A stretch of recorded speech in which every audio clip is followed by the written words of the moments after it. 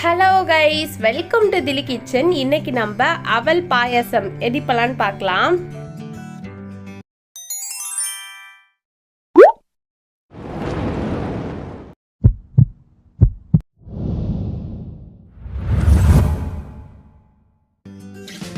பேன்ல 1.5 table spoon அளவுக்கு நெய் சேர்த்திருக்கேன். நெய் சூடானதும் கொஞ்சமாக பாதாம் முந்திரி எடுத்து வச்சிருக்கேன். இப்போ அதை சேர்த்துக்கலாம். நீங்கள் காஞ்ச திராட்சை கூட ஆட் பண்ணிக்கோங்க. நான் வந்து காஞ்ச திராட்சை சேர்த்துக்கல.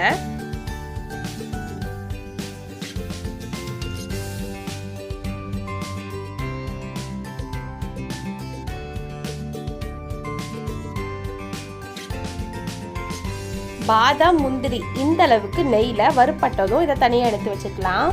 அதே பேனில் எக்ஸ்ட்ரா 1 டேபிள் ஸ்பூன் அளவுக்கு நெய் சேர்த்துட்டு நான் 100 கிராம் அளவுக்கு வெள்ளை அவல் சேர்த்துருக்கேன். அவல் பாயசம் தடிமனான அவல் வச்சும் செய்யலாம், இல்லைன்னா ரொம்ப மெலிசான அவல் வச்சும் செய்யலாம். இன்னைக்கு நான் வந்து ரொம்ப மெலிசான பேப்பர் அவல் சொல்லுவாங்க, அந்த அவல் தான் எடுத்திருக்கேன். இதை நெய்யில் லைட்டாக ஜஸ்ட் வறுத்தா போதும். 2லேருந்து 3 நிமிஷம் நல்லா லோ ஃப்ளேமில் வச்சுட்டு இந்த மாதிரி லைட்டாக மட்டும் கலந்து விடுங்க. ரொம்ப கலந்தீங்க அப்படின்னா அது உடைய ஆரம்பிச்சிரும்.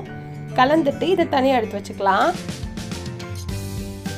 பாயசம் செய்கிறதுக்கு 1/2 லிட்டர் அளவுக்கு பால் எடுத்திருக்கேன்.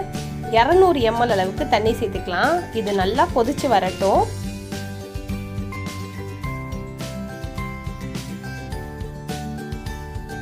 இந்த அவல் பாயசத்துக்கு நம்ம பாசிப்பருப்பு வேக வச்சு சேர்த்துக்க போகிறோம். அப்படி சேர்த்து செய்யும் போது டேஸ்ட் இன்னும் நல்லா இருக்கும். 25 கிராம் அளவுக்கு பாசிப்பருப்பை நான் தனியாக வேக வச்சு எடுத்திருக்கேன். இப்போ இதை நம்ம பாலோட சேர்த்துக்கலாம். பால் நல்லா கொதிச்சதுக்கப்புறம் பாசிப்பருப்பு சேர்த்துக்கோங்க. இப்போ இது எல்லா பக்கமும் நல்லா மிக்ஸ் பண்ணிக்கலாம். பாசிப்பருப்பை நான் குக்கரில் வேக வைக்கல, ஒரு சின்ன பாத்திரத்தில் பாசிப்பருப்பு தண்ணி சேர்த்துட்டு ஒரு 10 நிமிஷம் மட்டும் வேக வச்சுட்டு தண்ணியை நல்லா வடிச்சிட்டு அதுக்கப்புறம் தான் பாலோட சேர்த்துருக்கேன். பாலோட பாசிப்பருப்பு சேர்த்துட்டு ஒரு 5 நிமிஷம் கழிச்சு தேவையான அளவுக்கு சர்க்கரை சேர்த்துக்கலாம். 4 ஏலக்காவை தட்டி சேர்த்துருக்கேன். சர்க்கரை ஒரு மீடியமான அளவுக்கு இருந்தால் போதும்னா 200 கிராம் அளவுக்கு சர்க்கரை சேர்த்துக்கோங்க. நல்லா தித்திப்பாக வேணும் அப்படின்னா 250 கிராம் அளவுக்கு சர்க்கரை சேர்த்துக்கோங்க.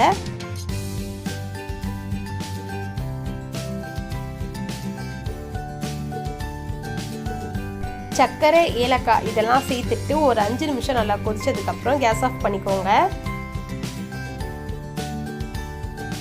நம்ம எடுத்திருக்கிறது பேப்பர் அவல், அதனால பாலை ஒரு 15 நிமிஷம் ஆற விட்டுட்டு அதுக்கப்புறம் இளம் சூடாக இருக்கும் போது நம்ம வறுத்து வச்சிருக்க அவல் சேர்த்துக்கலாம். இதுலேயே வந்து அவல் நல்லா வெந்துடும்.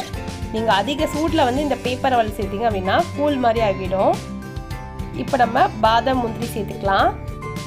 அவ்வளோதான் கைஸ், நம்மளுடைய சிம்பிளான அவல் பாயசம் சூப்பராக ரெடி ஆகிடுச்சு. இந்த ரெசிபி உங்களுக்கு பிடிச்சிருந்துச்சுன்னா லைக் பண்ணுங்கள், ஷேர் பண்ணுங்கள். இன்னும் நம்ம தில்லி கிச்சனை சப்ஸ்கிரைப் பண்ணிக்கோங்க. மறக்காமல் பெல் ஐக்கான் ப்ரெஸ் பண்ணிக்கோங்க. இந்த ரெசிபி அப்படின்னு சொல்லிட்டு கமெண்ட் செக்ஷனில் சொல்லுங்கள். தேங்க்யூ.